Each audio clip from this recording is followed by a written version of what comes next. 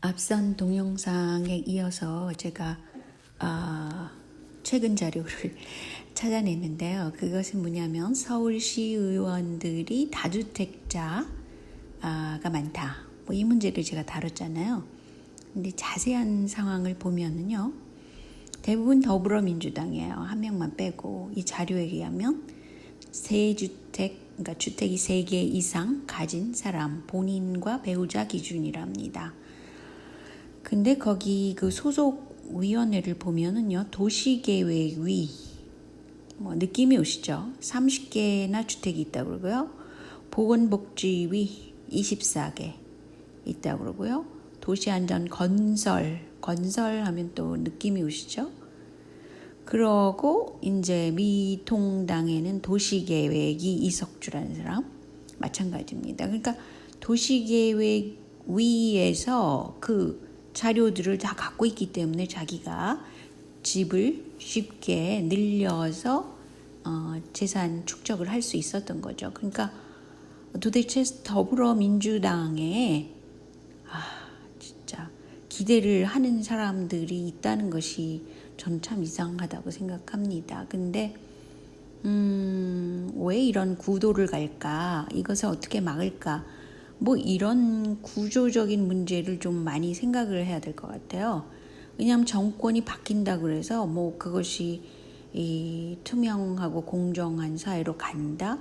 그거를 기대하려면 현재의 문제점이 뭔가, 그리고 공사를 이렇게 구분할 수 없는 구조를 갖고 있다는 거에 문제가 있고요. 또 이제껏 그 쉽게 얻은 재산 축적을 다 토해낼 수 있는 그런 대책을 마련해야 된다고 생각합니다. 왜냐하면 쉽게 번 돈이니까 그것을 지금 세금도 많이 필요하고 그러잖아요.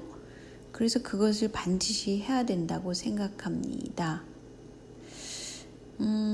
그리고 지금 현재 그 조국의 사모펀드의 문제, 코링크, 이거의 문제는 이 회사가 중국의 무슨 유한공사랑 6천억 원 양의 각서를 체결한 것부터 시작된 겁니다.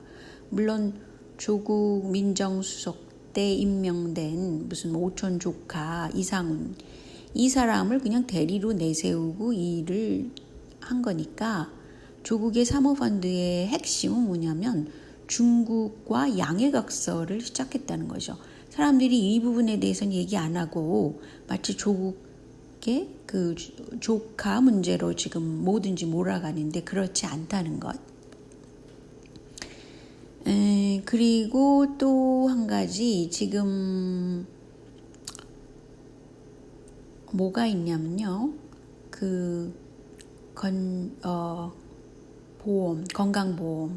건강보험이 2년 뒤에 바닥이 난다는 문제. 그래서 경총도 이것에 대해서 얘기를 했다고 그러는데 고령화뿐 아니라 지금 너무 많이 건강보험을 마구마구 쓰고 있잖아요. 근데 누적된 그 건강보험이 2021년에는 바닥이 난답니다. 그 다음에 어떻게 할 겁니까? 문재인 케어 쇼크를 만들어 놓고 그 다음에 나 몰라라 할 겁니까? 아니면은 무슨 대책이 있나요? 이런 대책을 세울 그런 우파도 좋고 좌파도 좋고 대책을 세울 그런 게 마련돼야 된다고 생각합니다. 그리고 제가 소위 이 문재인 정부 하에서 토지 공개념을 막 얘기를 하는데 사실은 땅값을 가장 많이 올려놓은 것은 노무현 때입니다. 노무현 때 이렇게 많이 땅값을 올려놨다는 건 어떤 건설, 그때 왜 신도시를 막 만들고 그런 계획들이 많았잖아요.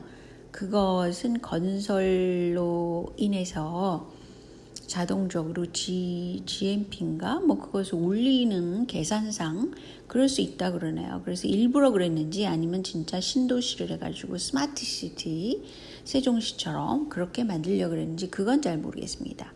근데 아무튼 땅값을 이렇게 어마무시하게 올린 정부는 노무현 정부였다는 거. 그래서 나중에는 지지율이 10%도 안 되고 막 이랬었잖아요. 근데 현재 문재인 정부가 지지율 조사를 엉터리로 한다는 게 뭐 거의 저는 확신을 하게 되네요. 근데 이 문재인 정부의 문제는 너무 자기 가족 그리고 문재인 정부에 있는 사람들이 왜들 그럽니까? 추미애를 비롯하여 너무 이기적이고 자기 가족의 특권을 누리는 사람들이란 말이에요. 그러면 좌파가 이렇게 특권을 누린다?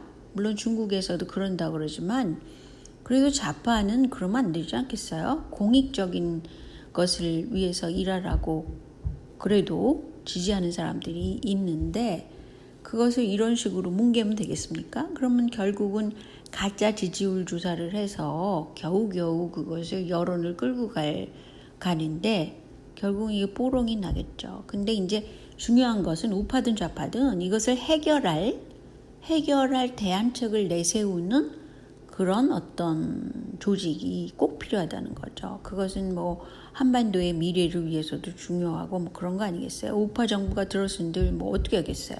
세계화 정부일 텐데 통합당이 하는 거 보세요. 그건 세계화 정부란 말이에요. 그럼 결국은 자국 중심의 무슨 경제 구조를 유지하지 못하기 때문에 그 반드시 문제가 될 거라는 거죠.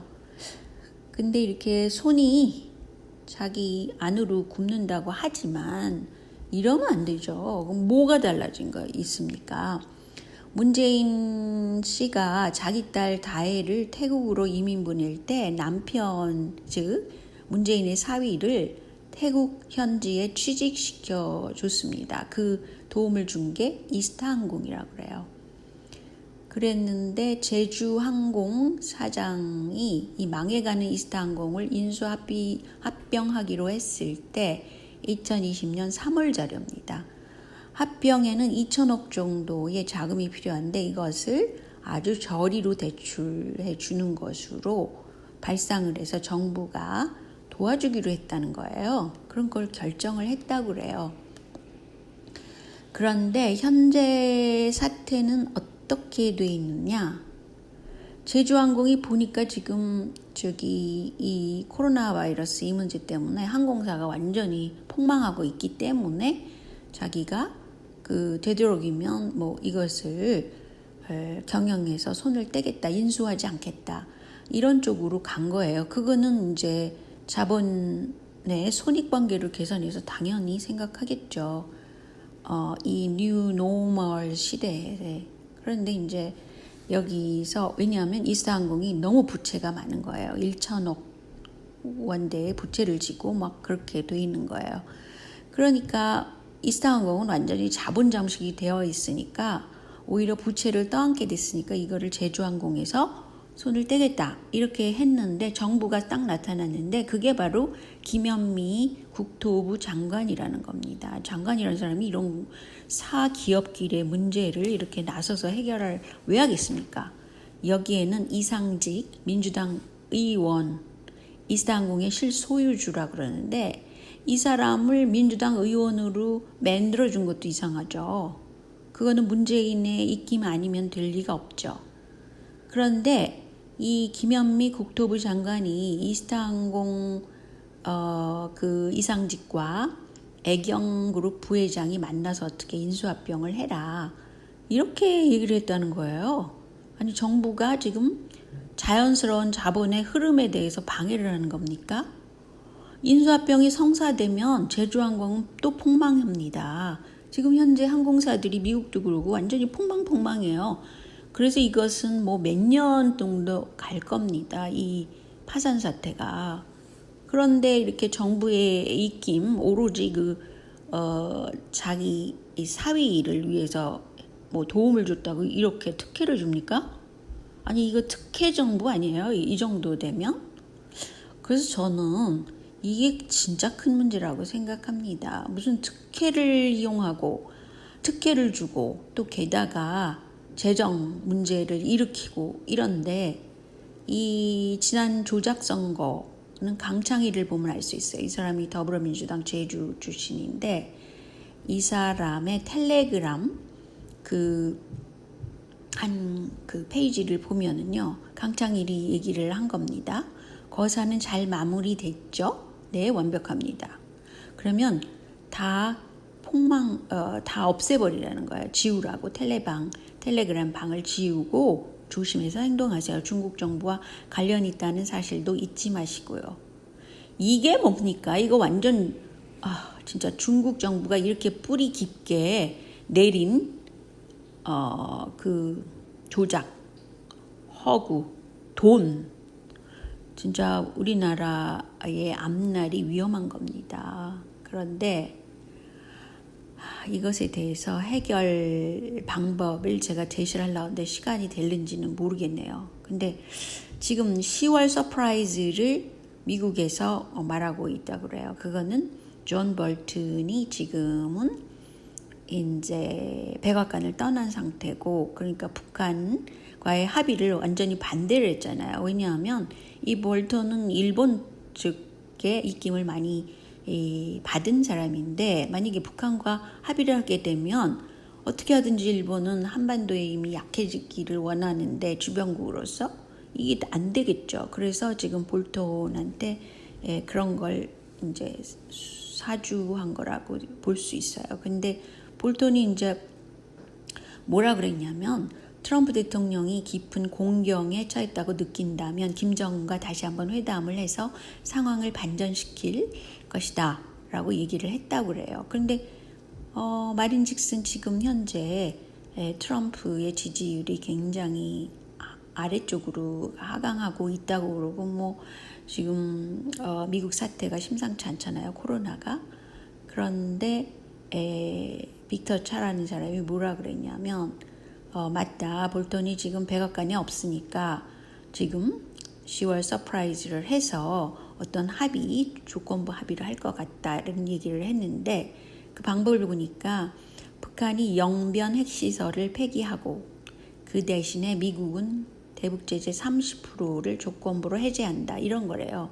그러니까 이게 할 수 없이 조건부 어떤 스텝 바이 스텝을 밟아가면서 할 수밖에 없다는 거죠. 이제 그것을 트럼프도 사실은 하고 싶었는데 그 타이밍을 못 본 걸 수도 있어요. 그 때문에 이게 이제 진행된다는 거죠. 뭐 서프라이징 하긴 하지만 이것이 문재인 정부가 여기 끼어들 일은 하나도 없습니다. 솔직히 한 게 없잖아요. 그리고 기가 막혀. 그리고 이렇게 친중 노선을 타면은 트럼프 입장에서는 중국과 대척점에 있는 사람인데 그게 좋겠어요. 그리고 이렇게 하는 일 없이 진짜 문재인 정부는 오로지 한국의 재정을 적잖하게 하느라고 그 제수잇이 중국에도 굉장히 강하잖아요. 그런 정부가 아닌가라고 생각합니다. 부정선거를 통해서.